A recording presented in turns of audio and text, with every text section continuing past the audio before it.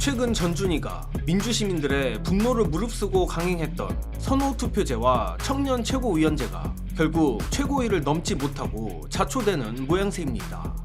그런데 골 때리게도 그나마 현재 전준희 쿠데타를 막을 수 있는 이유는 바로 뉴 이재명 세력이 저지른 멍청한 자충수 덕분이었습니다.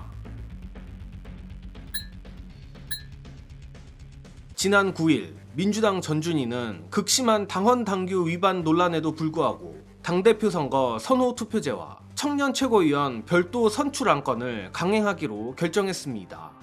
그런데 공이 최고위로 넘어가니 상황이 꼬였습니다. 10일 오전 최고위에서 결론을 내리지 못했고 같은 날 밤 9시에 다시 심야 최고위를 열기로 했지만 이마저 돌연 취소됐습니다. 고로 적어도 현재까지만 보면 선호투표제와 청년 최고위원제는 최고위를 통과하지 못한 채 없던 일이 될 가능성이 커지고 있습니다. 그래서인지 전준희도 상당히 마음이 급해 보입니다. 이하경 전준위원장은 오늘 뜬금없이 청년 최고위원제가 더 이상 미룰 수 없는 중요한 시대 정신이라며 최고위를 향해 전준희 결정을 존중하라는 입장문까지 냈습니다. 저 개인적으로는 여의도 2시 청년을 최고위원회에 끼워 넣는 게 무슨 시대 정신인지는 솔직히 잘 모르겠습니다. 다만 이렇게까지 최고위를 공개적으로 압박하는 걸 보면 현재 최고위 내부에서 전준희 안건이 쉽게 통과되지 않고 있다는 것만큼은 분명해 보입니다. 역시 이런 걸 보면 새삼 최고위 구성이 얼마나 중요한지 느끼게 됩니다. 가뜩이나 일전 말씀드렸지만 현재 민주당 최고위는 대략 개혁파 4명, 친석계 2명, 중립 1명 정도의 구도인 것 같고 때문에 박시영 대표의 경우 자신있게 전준희가 무리한 안을 올리면 최고위를 넘기 어려울 거라고 말한 바도 있습니다.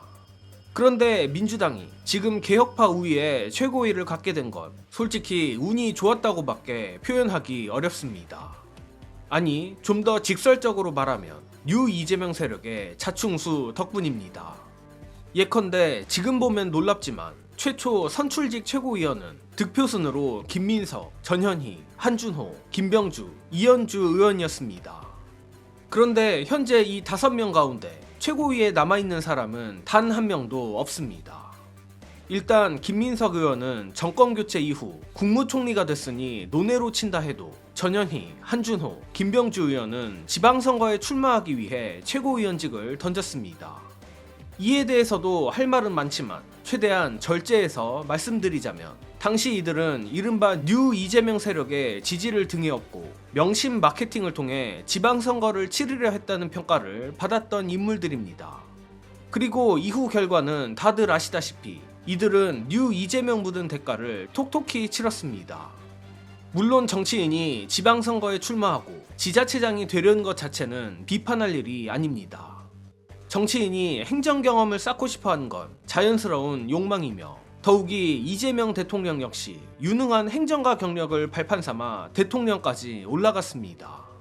다만 결과적으로 최고위원들이 줄줄이 자리를 비우면서 민주당 최고위 구도는 크게 흔들렸습니다. 저 개인적으로는 이때부터 뉴 이재명 세력에게 망조가 들기 시작한 게 아닌가 싶은데 어쨌든 이후 최고위원 보궐선거에서 문정보, 이성윤, 강덕구 의원이 선출됐습니다. 이때까지만 해도 기존 민주당 핵심 지지층과 뉴 이재명 사이에 긴장감은 있었지만 어느 정도 균형은 유지되는 모양새였습니다. 그런데 치명적이고 불가역적인 분기점은 지방선거 이후에 나왔습니다. 바로 이현주 의원의 최고위원 사퇴입니다. 요즘 이현주 의원이 일부 민주 스피커를 상대로 법적 조치를 언급한다고 하니 저도 괜히 움츠러들지만 최대한 당시 언론에 보도된 내용만 말씀드리겠습니다. 이현주 의원의 최고위원 사퇴는 지방선거 결과에 대한 책임을 정청래 대표에게 묻기 위한 정치적 공세라는 해석이 많았습니다. 이현주 의원 본인의 정확한 의중과는 별개로 뉴 이재명 세력으로 분류되는 일부 의원들도 지도부 책임이라는 표현을 쓰며 사실상 정청래 대표 사퇴를 압박하는 듯한 목소리를 냈습니다. 하지만 정청래 대표는 이현주 의원의 사퇴에도 불구하고 자리를 지켰고 여전히 진짜인지 아닌지 모를 청와대 익명 관계자발 온갖 교활한 마타도어까지 맞아가며 이른바 저점 바닥 다지기를 견뎌냈습니다. 그리고 시간이 지나 지금에 왔습니다. 묘하게도 이제 보니 친석계로 분류되는 최고위원들은 지방선거에 나가기 위해 최고위원직을 던졌고, 이현주 의원은 정청래 대표를 압박하는 정치적 공세를 펼치며 최고위원직을 사퇴했습니다. 그 결과 현재 민주당 최고위는 오히려 개혁파가 우위를 점한 구도가 됐습니다. 쉽게 말해 정청래 대표를 흔들고 당권을 가져오려 했던 정치적 공격이 역설적으로 전준희의 누더기루를 막아낸 방파제를 만들어버린 겁니다. 자, 다시 전준희로 돌아오겠습니다.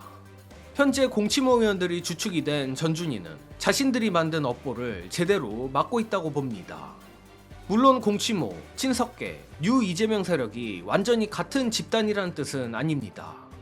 다만 정치적 이해관계와 인적 구성에서 상당한 공통 분모가 있다는 점까지 부정하긴 어렵습니다.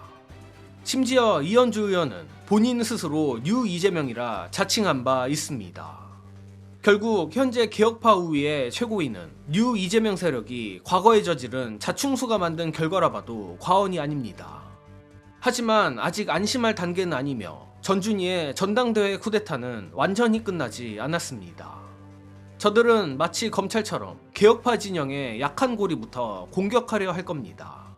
그리고 제가 보기엔 그 약한 고리가 박지원 최고위원입니다.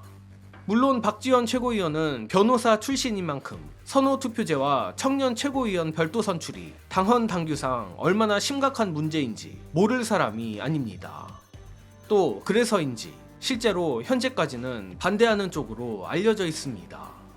하지만 뉴 이재명 세력과 전준희 측은 어떻게든 비교적 약한 고리인 박지원 최고위원을 설득하고 구워 삶으려 될 가능성이 큽니다. 그리고 만에 하나 박지원 최고위원이 찬성으로 넘어간다면 중립적 태도를 보이는 한병도 원내대표 역시 은근슬쩍 찬성 쪽으로 이동할 수 있습니다. 그렇게 되면 순식간에 5대3 구도가 만들어지고 전준희의 누더기 전당대회 룰이 최고위를 통과할 수도 있습니다. 그러니 최고위 분포가 유리하다고 방심해서는 안 됩니다. 저들이 이 전당대회 룰에 목숨을 거는 만큼 우리 당원들도 끝까지 지켜보고 압박해야 하며 전당대회 룰이 최종 확정되는 바로 그 순간까지 긴장을 풀어서는 안 됩니다.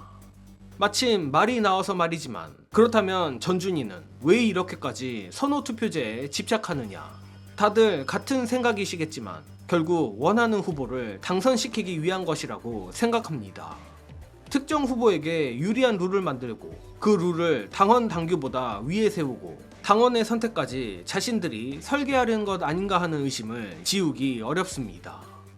하지만 지금의 최고위를 만든 것이 뉴 이재명 세력의 자충수였던 것처럼 이번 전준희 쿠데타 역시 민주당원의 영린을 건드린 또 하나의 자충수가 될 가능성이 큽니다.